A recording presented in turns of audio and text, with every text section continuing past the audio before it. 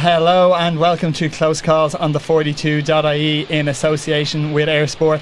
As always on Friday, we're live from the 42 headquarters in Dublin City Centre to preview the weekend's biggest sporting action. If you're watching live on Facebook, please send in your thoughts and your comments and we'll get to the best of them as we go. Now, 14 months ago, Katie Taylor stood in a half-empty Rio boxing arena, and her amateur career came to a disappointing end that didn't really befit the absolutely glorious moments that had come before it. Tomorrow night there's estimated to be over 70,000 people in Cardiff's Principality Stadium when she steps out and tries to win the world title against Argentina's Esther Anahi Sanchez.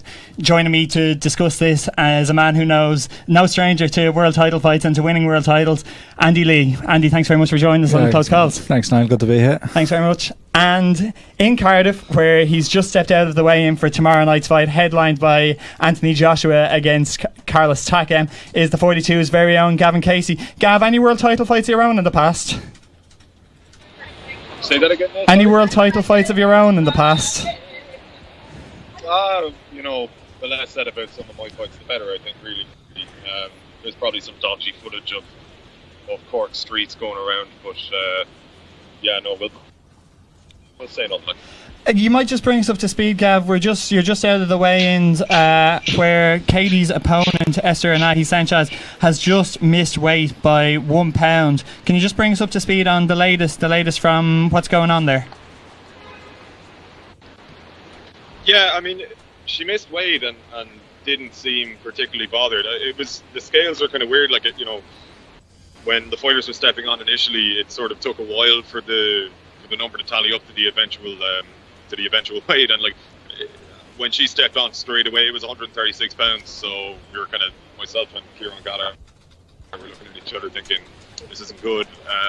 Katie was really all right with it. She said basically that she wasn't bothered, that she's going to fight anyway, and she's more concerned about her own performance. And she kind of, it was a little barbed remark, or the way she said it was sort of pointed, which was that's her problem, she has to lose the weight, not me. So maybe she was a little bit annoyed, but it certainly wasn't showing. And the fight is going to go ahead as planned. I mean, look, Sanchez has 2 hours to come back and lose that pound. Andy will have a better idea than myself or yourself, Niall, about shedding a pound inside 2 hours. But as far as we know, the fight is going on. There was no real talk in the arena of cancellations or postponements or anything like that. The title will be on the line for Katie, and as for Sanchez's situation, I suppose that'll be up to the WBA. A little bit disappointing, Andy. As Gav said, you might be in a position to let us know how difficult will it be for Sanchez to lose that pound in the next 2 hours and come back and make weight? It depends how much she's done it up to this point to get to within a pound. Mm-hmm. I think she weighed 136.1. Mm-hmm. 135 being the limit. It was strange because she jumped on the scales and she immediately had her hands raised. When you're tight on weight and you're making weight, if there is a problem, you don't make any sudden movements when you're on the scale. You want it to be as settled as possible. You almost step on as lightly as possible, and just for the scale not to be any fluctuation up and down. And like I said, it depends how much she's done up to this point. If she's really dehydrated for the last 48 hours and trained and sweated, to get down to 136, it could be difficult to lose that last pound. But the way she jumped on the scales, raised her hands, it looked like she expected to make the weight. Maybe it's just a matter of going away, getting in the sauna or getting in a hot bath, lying under the sheets for maybe 15 to 20 minutes, or possibly 30 minutes skipping. You'd wear a sauna suit, and that weight should fly off. As Gavin said, there's no fear of the fight not happening, and for Katie it can only be positive. It's only 1 pound. It's not like there's a huge advantage to her not making weight and Sanchez. So it's for Katie now, has gone away. She's rehydrating, she's eating. Her opponent's trying to lose weight somewhere. So for Katie, it can only be positive. You've obviously been in this situation yourself not too long ago with Kid Chocolate when he failed to make weight on the day before your fight. Is it too much to read into it, and does it speak to preparation for Sanchez or lack of preparation, or what's the impact like on a fighter? How will Katie respond, or how will she react? How did you respond and react when Kid Chocolate didn't make weight that time? Well, for me, I thought there were other reasons why he didn't make the weight. I thought he was trying intentionally not to make the weight because, one, to have an advantage of size, and two, his management didn't want the WBO title to be involved. So I think there were other reasons. But for Sanchez, I don't know if it's a lack. It could be something as simple as not having the right scales. You know, she probably landed in Cardiff maybe a week ago or 5 or 6 days ago and bought a scales from a pharmacy or something like that. And the difference of a pound in a regular bathroom scales is not a whole lot. You know, they fluctuate so much. It could be something simple as that, and just reading, getting the wrong, not calibrating her scales with the official scales. And I think she should lose a pound. I think she will. I don't know. It's up in the air, but I think she should be able to come back and lose a pound if she wants to defend her title. And I know champions will always want to defend their title, and she'll work hard. She'll do that extra bit of work to get that pound off. Well, we'll have the latest for that as soon as we get any further update from Sanchez's weigh-in. Gav, journalists, boxing analysts, all those kind of people, they're all familiar enough with Sanchez. They've done their homework, done their research. They know what they'll bring. But to the layman who's maybe unfamiliar, can you give us a guide, a dummy's guide to Katie's opponent tomorrow night? Who is she? What can we expect? Yeah, she's rugged, I think. I mean, you know, I don't want to do a sort of a Jim Watt on it. Base all of my analysis on her nationality, but we have seen Argentinian fighters up her ilk, I'll put it that way, and they do breed them tough down there, I suppose. And I don't know, it's probably a bit much to describe her as all action, but I think she just is sort of a solid fighter. Like, she'll come forward, I think she'll apply pressure, like the way that, as Andy said, it's not a major difference a pound, but you know, if she doesn't shed that extra pound, maybe that might be part of her game plan to just, you know, impose her will physically. But I haven't really seen anything that she does that should worry Katie, really. You know, if you're talking about, like, if you're comparing them as boxers, Katie Taylor is a far superior boxer in, I would say, almost every aspect of the sport. And I just can't really see. I know she's won 2 world titles, but I just can't see a way that she can upset Katie tomorrow night. I don't know what Andy thinks of the fight. I'd agree with Gavin in terms of Katie being far superior. I would say she's probably the biggest punching opponent Katie's fought. You know, she seems to carry a bit of power. She has a heavy right hand, and she will punch, especially when her back's to the ropes. She doesn't look to defend at all, which probably could be a downfall, because when Katie gets opponents to the ropes, she throws flurries of punches. But it also could be her upside, because if her back's to the rope, Katie's throwing punches. There's a tendency for Katie to get hit while she's punching. That's like, it's the most dangerous time to get hit, because you're not totally braced for to take a punch. Your mind's not. You're not even considering taking a punch. So Katie will have to be careful when she's unloading on the ropes, because she has a tendency to throw her hands and has a disregard for defense when she is punching. Move ahead. She's going to have to move ahead when she punches, because Sanchez will punch when her back's to the ropes. There's kind of an ignorance about her, that she doesn't know when to defend or when to, you know, block or move. She just punches. And that could be a downfall if Katie's smart and I'm sure Katie's studied her, will know what to do when she does get her in those positions. So I think that's the only time she really has a chance of landing on Katie is when Katie's punching, because in terms of distance or up close, Katie's far superior.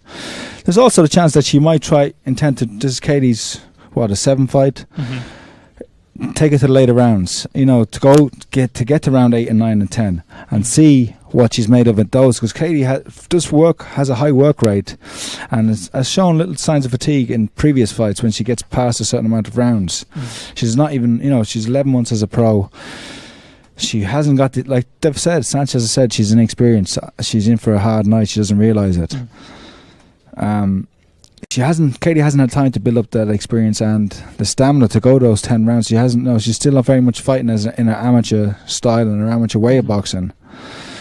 So that's the only way I can see for Sanchez, but it's a really long shot for Sanchez. You know, that's the only way, but it's very small. You know, Katie is heavily favoured to win this fight.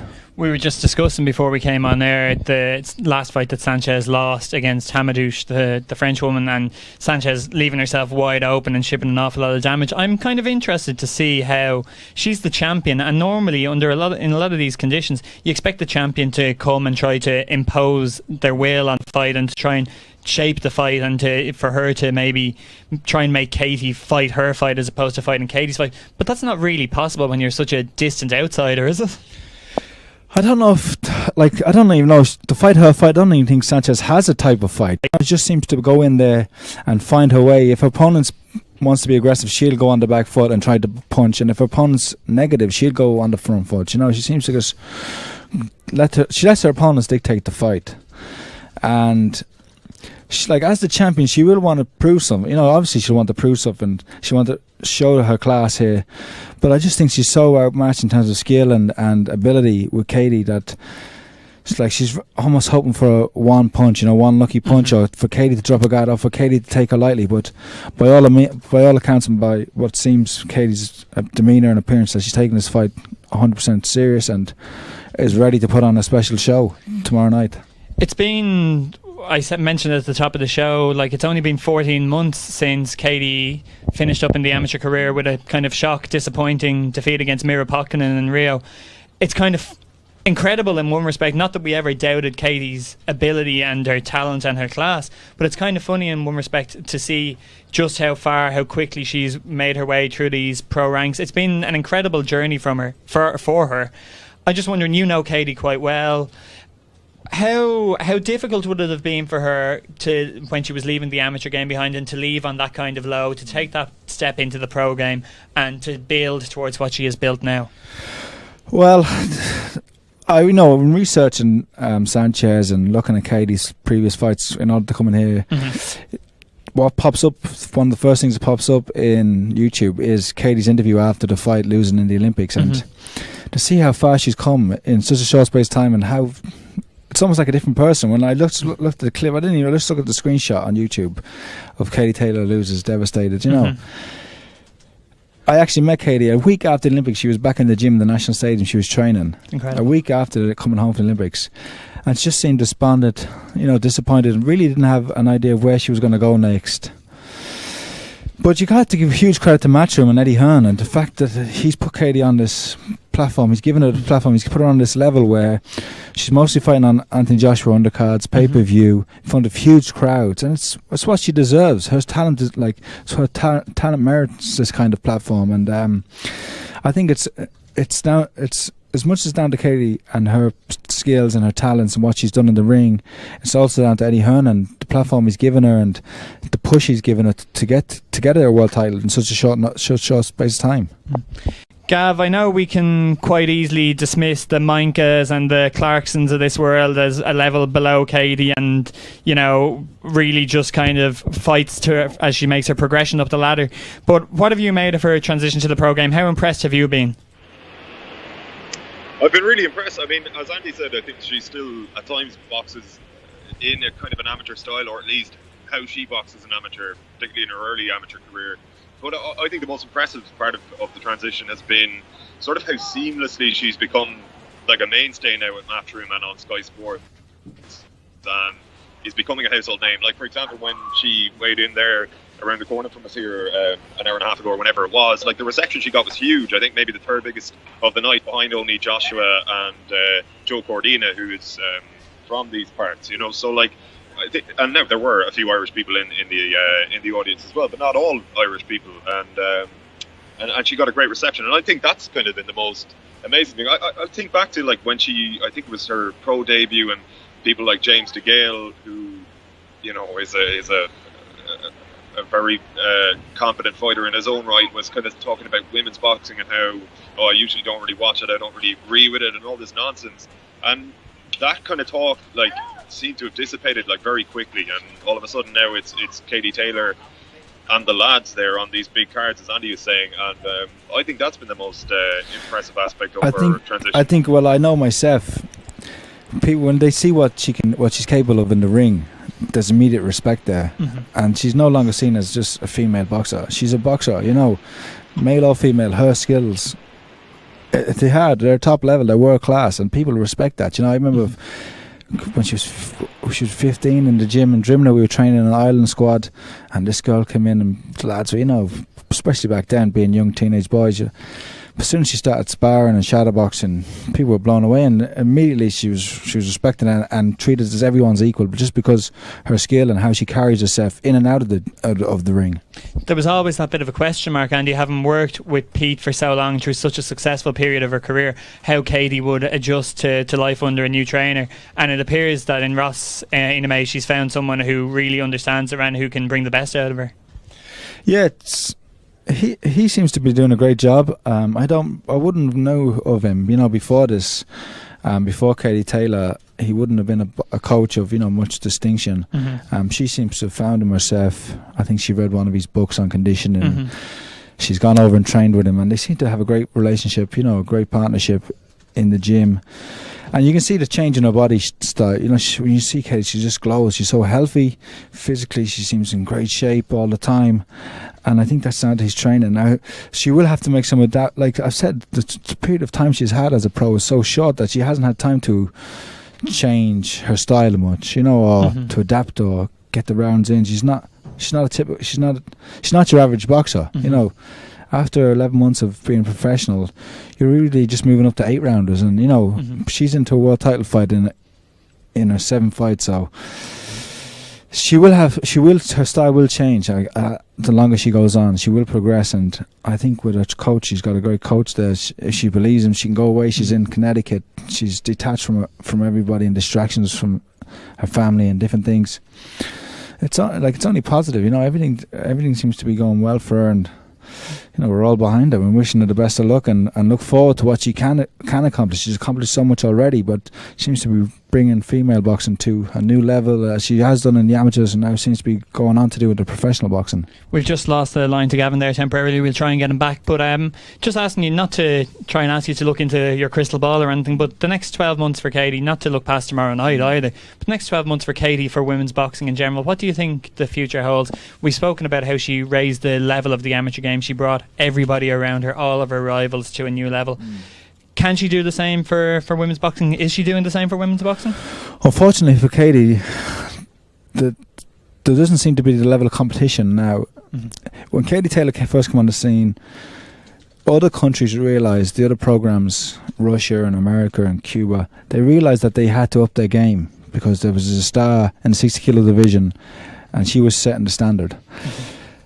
Unfortunately, maybe it'll happen now in the professional game that people will try, to raise the standard, but it's very hard in the professional game because you're almost established. If you're doing it on your own. There's not a program. There's not a national program or a team who can develop you from a young kid from 12 years old to senior level. So it's much more difficult in the pros. There are certain fights out there which you spoke about. Heather Hardy, the MMA fighter, who was a great boxer. Her background is in boxing. It wouldn't be like a McGregor Mayweather crossover fight. This would be an actual real boxing fight because Heather Holly Holmes is a boxer herself. There's also Heather Hardy. I just stumbled upon the name. But Heather Hardy, who's a lighter weight division, but a big profile in New York, a very tough competitor. And that would be an actual fight in New York for Katie. And then there's Natasha Jonas, her Olympic rival, who's recently turned pro. She's had 2 or 3 fights, has appeared on Sky Sports. And if they can build Jonas's profile to some way like Katie's, then they will have a natural rivalry. And that's, in any sport, to show how great you are, you need somebody to bring it out of you and show, to put you to a test. And that's just, unfortunately for Katie, that's what is lacking at the moment. But who's to say in a year or two's time that the other female boxers, their profiles won't raise and their skill levels will raise and they can match Katie or meet Katie in an upcoming bout. Thanks very much to everybody who's sent in comments so far on Facebook. Paul Hogan has a question for you, Andy. He just wants to know, on your own career, how did you find the transition from amateur to pro? Like I said, it takes time.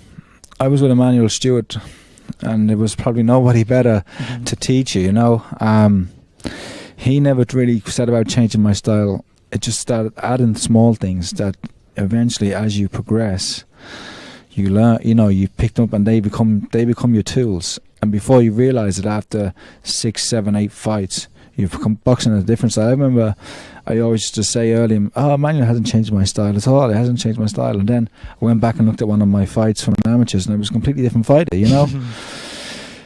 So it will take time, but like I said, it takes time, and you gain it in the gym with your training, and then you gain it in the ring with your fights. Unfortunately for Katie, she hasn't had that time because her skill level's so high. She's had to, she's learning as she goes in huge fights, but maybe by this time next year you will see a different style of. Maybe she will tell you now. She looks back on her amateur fight and her amateur style that she's completely different, and she probably is, but it just takes time to develop.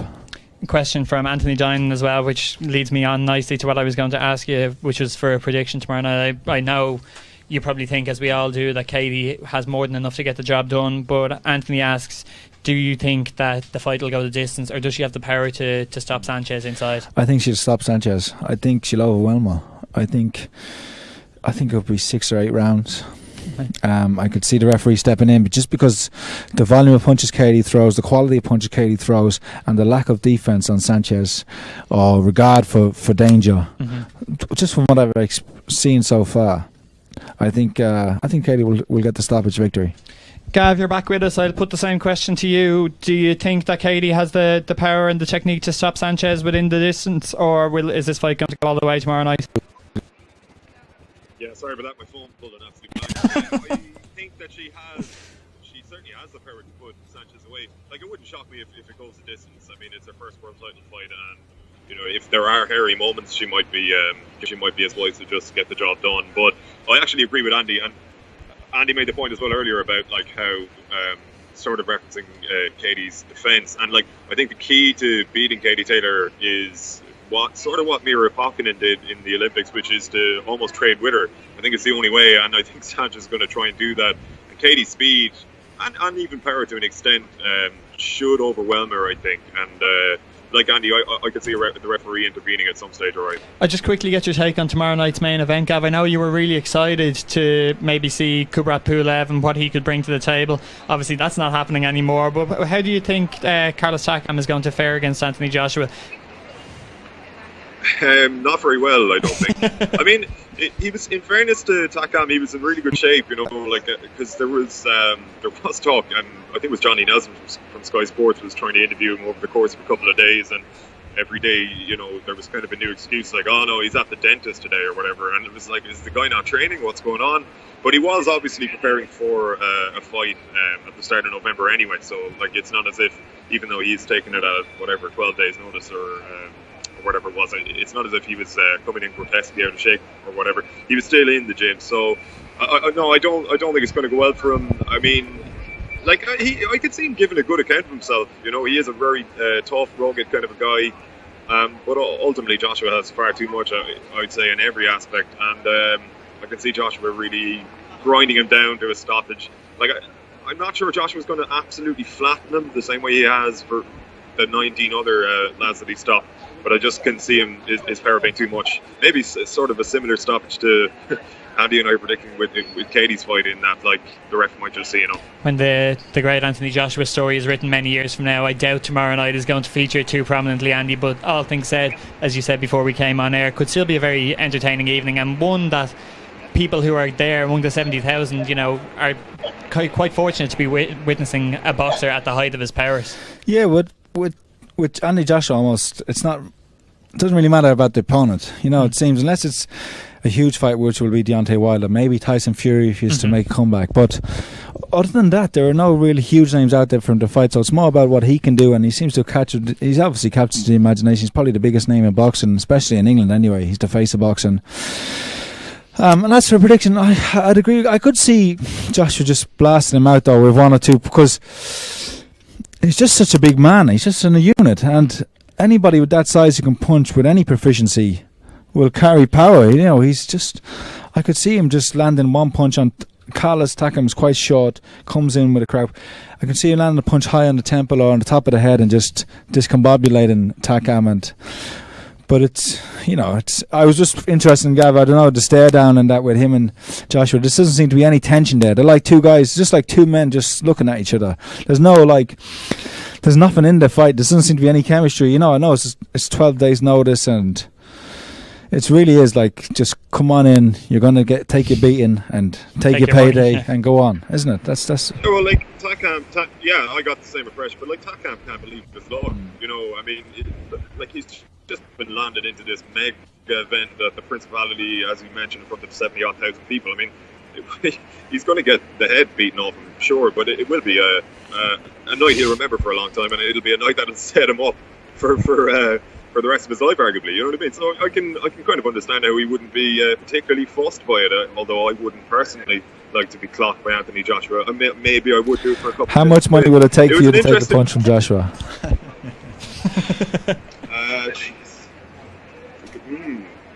I'd say I'd do it for $5,000. I'd say.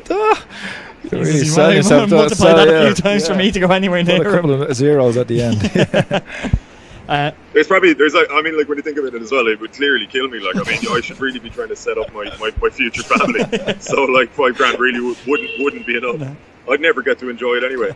We've gone off track slightly, but what were we talking about? Oh yeah, the tension thing, Andy, you're right. And it was interesting, like the handshake thing that Takam was trying to do. I thought it was kind of, and Joshua actually said it afterwards, it was like he was trying to assert himself in some way, like, you know, trying to win the handshake, if that makes sense. And that was about the extent of it. I don't think there was any real needle there at all. But two guys that are fairly happy. I think Joshua's extremely confident, as you'd expect, and Takam knows he's getting a lot of money that has sort of fallen on. He's got no lose. It's a no lose situation for Takam.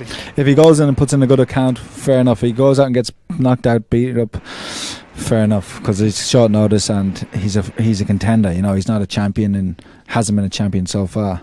Just before we wrap up, I know, Andy, you're probably sick of answering the same question 7, 8, 9 times a day, but everybody that's watching will want to know, what are the plans for your own future? I know you're training a little bit away on the side. When do you think that you might be hoping to get back in the ring again? Well, so much I just go into autopilot now. No, I'm just ticking away. I've had a few calls recently for different fights, and ones that I would consider taking. Mm-hmm. There's a chance I could fight again, maybe April next year, but I'd have a warm up before then. Mm-hmm. So there's been a few calls. There's always calls, but there's been a few calls recently that are serious, that I really consider taking big fights, and just a matter of when and if it's the right fight. So we'll see. Get Christmas out of the way, try and get back into some peak shape over that period, and then look to fight next year. The fans aren't going to have to wait too much longer. Hopefully not, yeah. Hopefully not. Gav, listen, thanks very much. Enjoy the rest of the day in Cardiff and enjoy all the action tomorrow night. Cheers, boys. All the best. Enjoy this. And Andy, thank you very much for joining us here. That's been Close Calls in association with Air Sport on the 42.ie. Enjoy Katie Taylor against Esther Anahi Sanchez tomorrow night, hopefully a new Irish world champion. And enjoy Anthony Joshua against Carlos Takam. From all of us here at the 42, thanks very much and goodbye.